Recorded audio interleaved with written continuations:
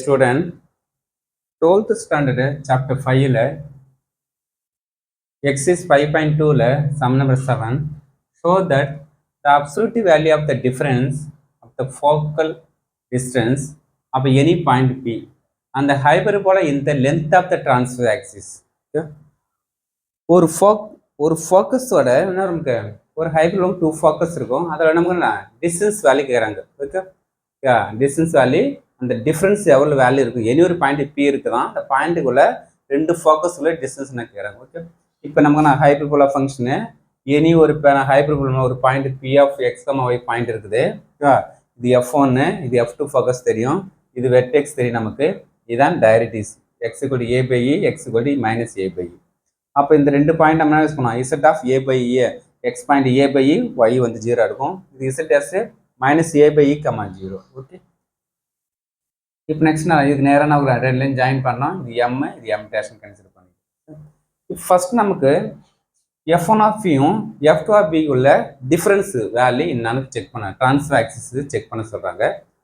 First F1 of B divide பண்ணா நமக்கு PM. Okay, இந்த பிஎம்முக்கு F1 ஆஃப் பி இதுக்கு அந்த பிஎம்முக்கு இந்த டைரக்ட்ரிக்ஸ்க்கு இதுக்கு எக்ஸ்னிட்டி ஈக்குவல் ஆகும். அப்போ F1 of P equal PM, இது ஃபர்ஸ்ட் டென்ஸ். அது என்னச்சுன்னா F2 ஆஃப் பி வந்து எதுக்கு ஈக்குவல் ஆகும், PM dash. Okay, PM dash இந்த டோட்டல் வேல்யூ டிஸ்டன்ஸுக்கு F2 ஆஃப் பி வந்து பிஎம் டேஷ் இருக்கும். ஈக்குவல் அதே எக்ஸ்னிட்டி வேல்யூ தான். இது கிராஸ் மல்டிப்ளை பண்ணால் அங்கே இருக்கும். ஓகே, இப்போ நெக்ஸ்ட்டு F2க்கு நேரம் அந்த F2 ஆஃப் பிக்கும் F1 ஆஃப் பிக்கு ஹையஸ்ட் வேல்யூட டிஸ்டன்ஸுக்கும் இதுக்குள்ள டிஃப்ரென்ஸ் கேட்குறாங்க. F2 of P minus F1 of P உள்ள டிஃப்ரென்ஸ்னா மைனஸ் பண்ண போகிறோம். Okay, minus value. அப்போ F2 ஆஃப் பின்னா நமக்கு பிஎம் டேஷ் மைனஸ் இபி, ரெண்டுல இ காமன் எடுத்துறா என்ன PM dash minus PM. Okay, இப்போ ரெண்டு பி வந்து காமன் பாயிண்ட் சொல்லிட்டாங்க நமக்கு. அப்போ என்ன வரும், எம் டேஷ் மட்டும் இருக்கும். ஓகே, எம் டேஷ் நம்ம என்ன சொல்லலாம், இசட் டேஷ் சொல்லாமா, டைரக்ட்ரிக்ஸ் சொல்லாமா. ஓகே, அப்போ நெக்ஸ்ட் நமக்கு இதோட டைரக்ட்ரிக்ஸ் சொல்ல நமக்கு டிஸ்டன்ஸ் கண்டுபிடிக்க ஃபார்முலா ரெண்டுக்குள்ள பாயிண்ட் தெரியும். Distance x2 minus x1 whole square plus y2 minus y1. இது x1 எடுத்துக்கு, இது y1, இது x2 y2. இப்போ y2 நமக்கு என்ன minus a by e minus a by whole square plus 0. இது வந்து 0 ஆகிடும், y1 எல்லாம் 0 ஆகிடும். அப்போ நான் இது சேமே இருந்துச்சுன்னா minus a minus 2a whole square.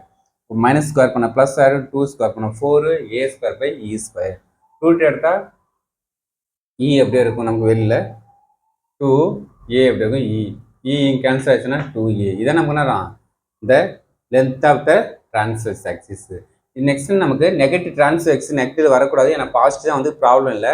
Negative இப்படி கன்ஃபார்ம்னா ஒன்னாவது கொஸ்டின் ஆன்சர் வந்துச்சுன்னா மாடலஸ் எடுத்துங்க. மாடலஸ் எடுத்தா நெகட்டிவ் வந்து பாசிட்டிவ் கன்சிடர் பண்ணும். ஏன்னா நமக்கு டிஃப்ரென்ஸ் அந்த டிஸ்டன்ஸ் வந்து நெகட்டிவ் டேர்ம்ஸ் சொல்லக்கூடாது, பாசிட்டிவ் தான் சொல்லணும். இருக்குதே ப்ளஸ்ல இருக்கு ப்ராப்ளம், ஒரு மாடலஸ் அப்ளை பண்ணிக்க.